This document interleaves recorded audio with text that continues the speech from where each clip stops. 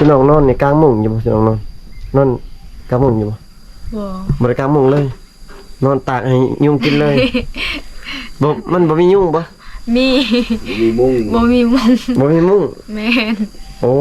มุ้งดังเดียวบ่กลางบุกคนโอ้มุ้งกับบ่มีเนาะอยากได้อยู่บ่มุ้งอยากได้อยู่แม่โอ้เดี๋ยวบ่าวไทยมาสุดหน้าบ่าวไทยกันอ้ายบ่ลืมนี่อ้ายซื้อมาให้เด้อโดยเพราะว่านอนแบบนี้เลยพี่น้องบ่มีมุ้งพี่น้องเอ้ยป้อก็คือสิยุ่งอยู่เด้อยู่แค่ป่าพี่น้องเอ้ยบ่อึดอยู่โอ้ตายเลยนี่ยุ่งสิหามไปแล้วบัดนี้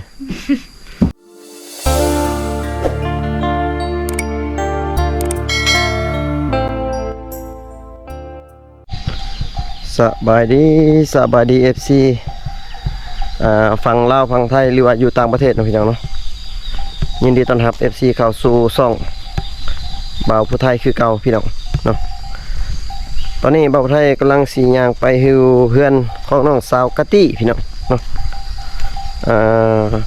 ไปเยี่ยมยามเบิ่งครอบครัวของน้องพี่น้องเลยเนาะเพราะว่าน้องเพิ่นก็อยู่เพื่อนกับพ่อแม่เพิ่นล่ะพี่น้องเป็นครอบครัวที่ทุกอย่างนะพี่น้องหรือว่าครอบครัวที่ขาดเคินนั่นแหละพี่น้องได้ยินข่าวว่าพ่อเพิ่นก็บ่สบายนะพี่น้องเนาะแต่ก็อยู่เพื่อนหลังน้อยๆล่ะพี่น้องเนาะตอนนี้บ่าวไทยก็มาฮอดแล้วพี่น้องอันนี้มันเป็นเพื่อนของน้องสาวกะตี้พี่น้องเป็นเพื่อนน้อยๆนี่แหละหลังน้อยๆพี่น้องพี่น้อง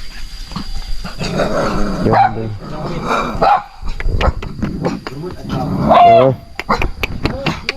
มาหากันนะ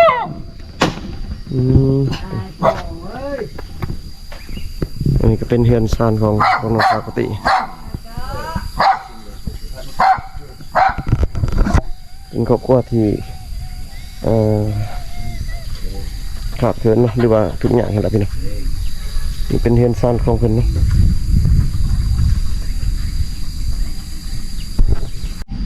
เดี๋ยวว่าพระไทยสีขึ้นอยู่เทิงเฮือนของน้องสาวกะตี้เนาะพี่น้องคือเฮือนแปลนเลยเป็นเฮือนแป้นเฮือนโอ้พี่น้องเอ้ยเฮือนน้องสาวกะตี้พี่น้องเพิ่นก็เป็นครอบครัวที่ขาดเคินเนาะ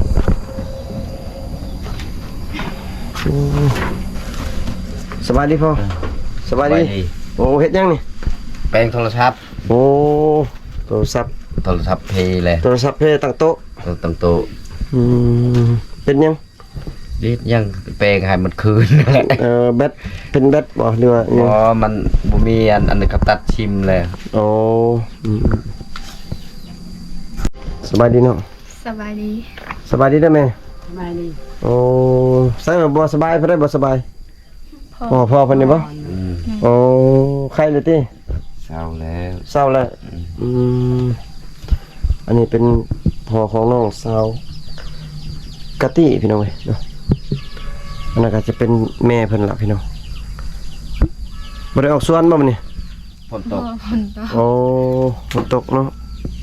อันนี้ก็เป็นเพื่อนของน้องสาวกะตี้พี่น้องสภาพเพื่อนซันเพิ่นก็คับแคบหลายพี่น้องเอ้ยเพราะว่าอยู่นำกัน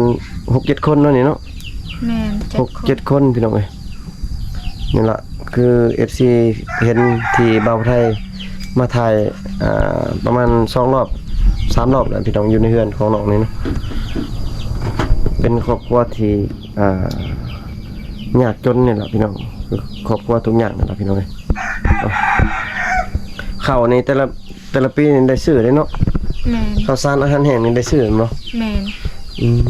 ข้าวเฮ็ดให้ก็ยังบ่กุ้มแม่นบ่แม่นกินข้าวแล้วบ่นี่ยังบ่ได้กินข้าวเลยยังบ่ได้กินข้าวเช้ายังบ่กินข้าวเช้าเลยบ่อยากเลยบ่มีอาหารบ่มีอาหารมันเคยเด้อเนาะบ่มีอาหารบ่อยากกินเคยอดเคยยังล่ะยังเป็นนั่นเลยแม่นพี่น้องเอ้ยก็เป็นตาสงสารอยู่ในเขตชนบทเฮานี่ถ้าว่าบ่มีอาหารนี่ก็คือกินข้าวละล่ะพี่น้องจำแจ่วเนาะน้อง แม่น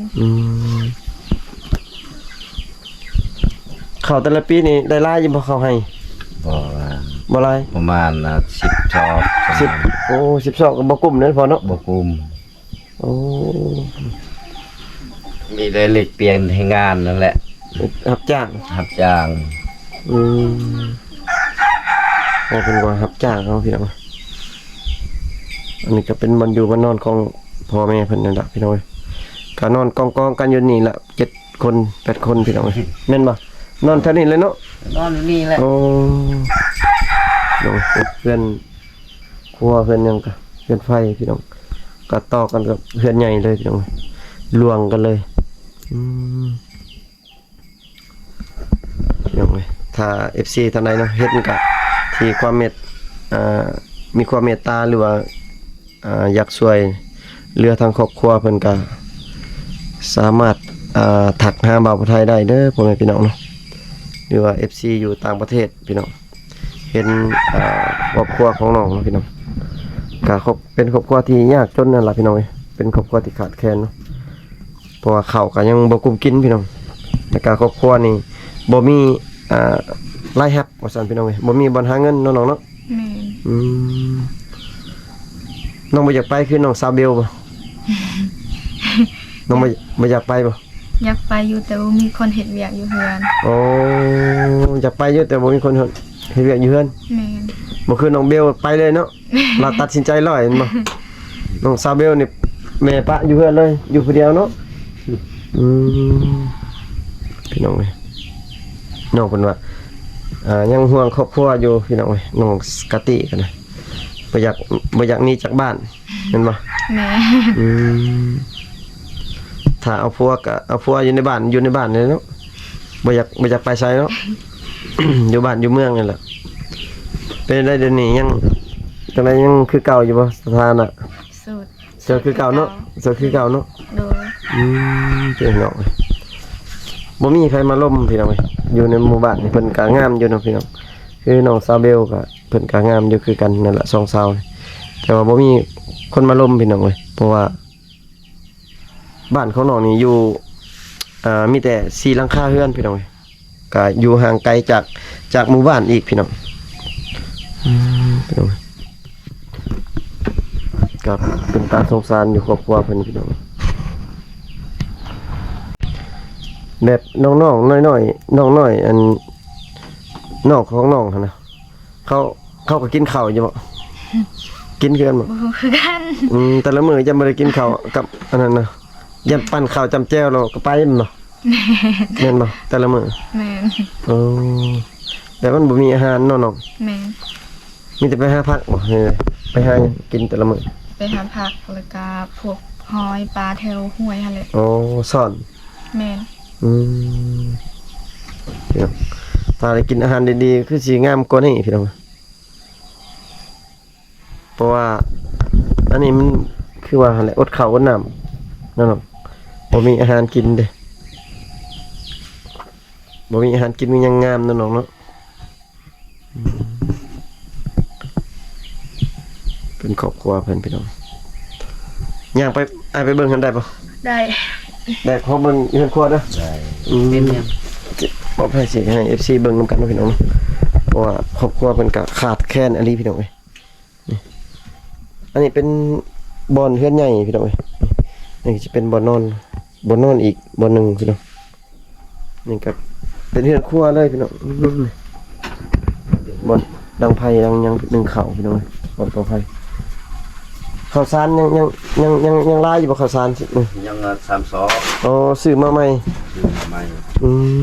พี่น้องครอบครัวเป็นครอบครัวที่ขาดแคลนอยู่พี่น้องโอ้ฮืดบ่น่ะ อย่าชู ฮืดอย่าสูบเฮ็ดเอง เอ็ดเอง ปลูกเองอีก ปลูกเอง โอ้คือสิปลูกไปเลยนี่ โอ้ยปลูกและนี่ โอ้ อย่า อย่าเส้น อย่าเช่น อืม อย่าทำศาสตร์เลยนี่ ธรรมชาติเลย อย่าทำศาสตร์เลย บ่มีสารพิษอีก บ่มี บ่ใช้ยา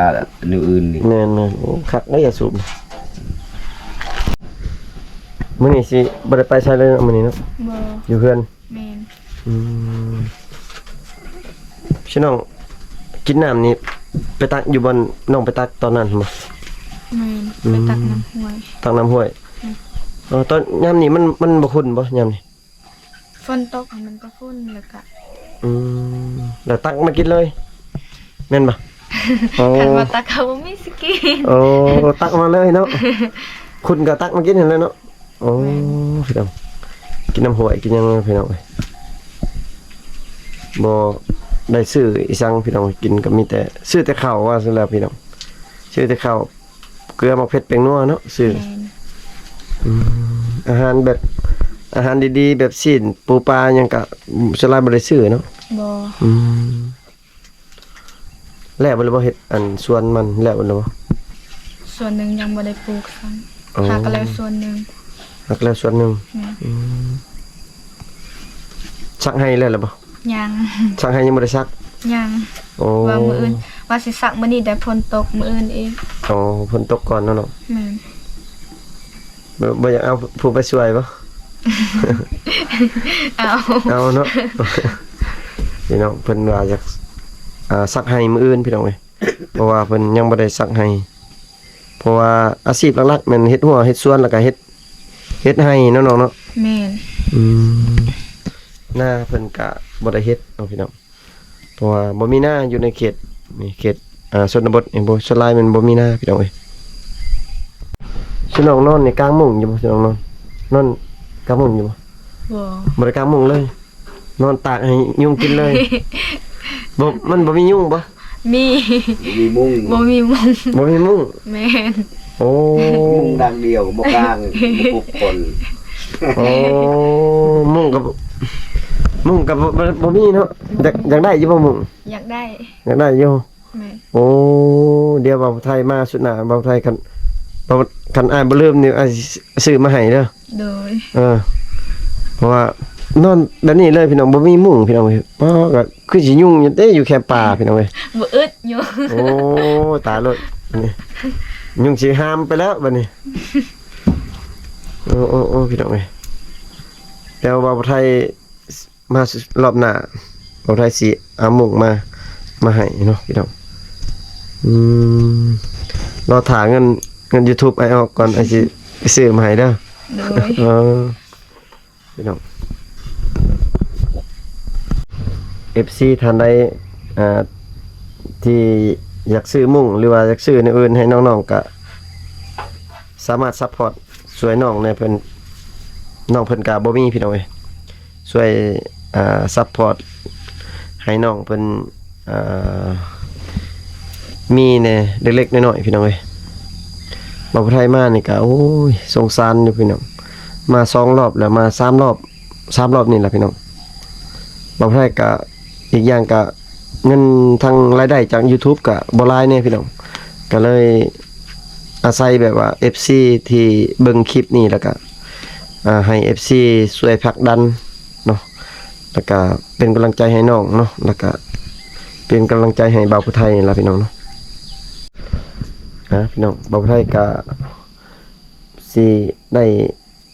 อำลาพระจากน้องก่อนพี่น้องก็มาถามแล้วก็มาเบิ่งครอบครัวของน้องนี่เนาะว่าเป็นแบบใดพี่น้องก็บ่าวผู้ไทยก็สิได้กลับบ้านก่อนพี่น้องเอ้ยมา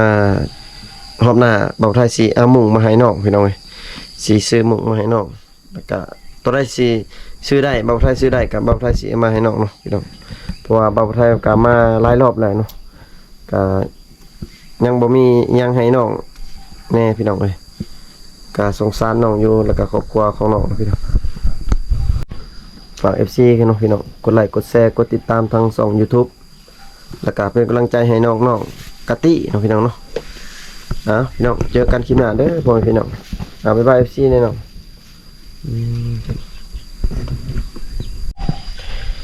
พี่น้อง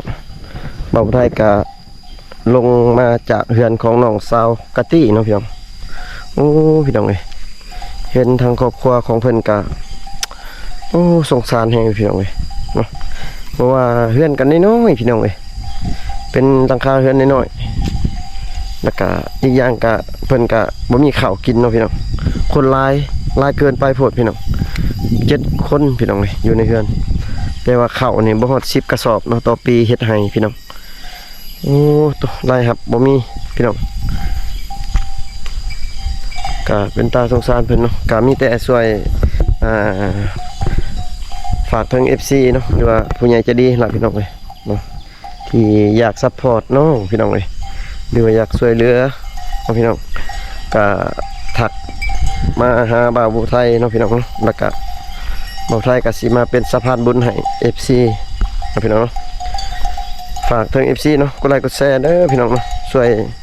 ดันให้ผู้ใหญ่ใจดีเพิ่นเห็นเนาะพี่น้องเนาะแล้วก็อยากให้เพิ่นช่วยเนาะบ่าวไทยก็สิได้ขอปิดคลิปไว้เพียงตัวนี้ก่อนพี่น้องเนาะเจอกันคลิปหน้าเด้อพี่น้องบ๊ายบายพี่น้อง